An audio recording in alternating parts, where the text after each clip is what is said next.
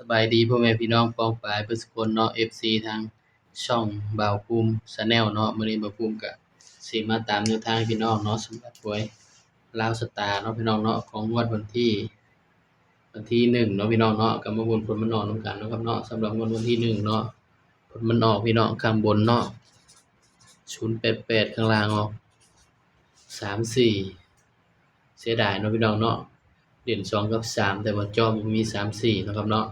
สำหรับตัวเด่นนี่ก็เข้าแต่ตัวเด่นเสียดายเนาะพี่น้องเนาะเข้าแต่เด่นแต่ว่าเจาะบ่เข้าเนาะนี่เด่น2กับ3ก็มา3 4เนาะแต่ว่าเจาะบ่มีพี่น้องเนาะ31 35 36 39มันออก3 4พี่น้องก็เป็นตาเสียดายเนาะพี่น้องเนาะ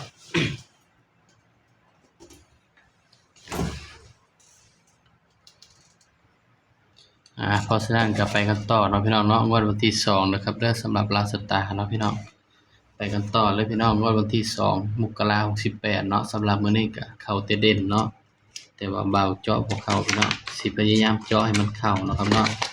สิพยายามเด้อพี่น้อง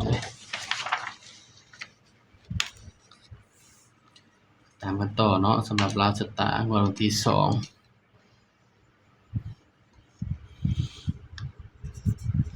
201 68เฮ้ย69เด้อพี่น้องบ่าวภูมินี่ลืมตลอดเนาะนึกว่า68ตลอดเลย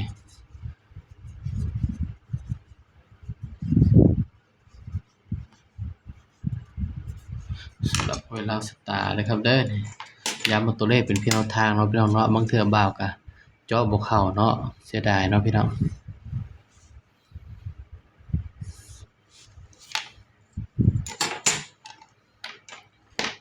มาเบิ่งเด่นนำกันเนาะสำหรับงวดวันที่2เนาะพี่น้องเนาะสำหรับเด่น34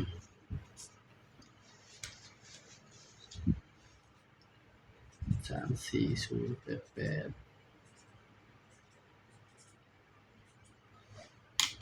8สำหรับเด่นเนาะให้เด่น1กับ2นะครับเด้อนี่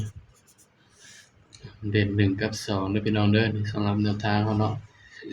เด่น1กับ2ก็มาจับคู่นำกันเนาะพี่น้องเนาะให้เด่น1กับ2ย้ำว่าตัวเลขเป็นเพียงแนวทางนะครับเด้อบางเทื่ออาจเจาะเข้าเนาะเทื่อก็เจาะบ่เข้าเนาะพี่น้องเนาะเพราะฉะนั้นก็ใส่รูดใส่วิ่งก็ไปรูดไปวิ่งกันเนาะครับเนาะก็มาเบิ่ง จับคู่นำกันเลยพี่น้อง13 14 16 18 23 24 26 28สำหรับอันนี้14 16 24 26อันนี้คือตัวอันนี้บ่าวภูมิมักเนาะพี่น้องเนาะที่บ่าวภูมิเขียนกับปากกาแดงให้คือตัวบ่าวภูมิมักเนาะตัวเด่นเนาะพี่น้องเนาะนี่ตัวเด่นเนาะสำหรับ3ตัวเนาะ146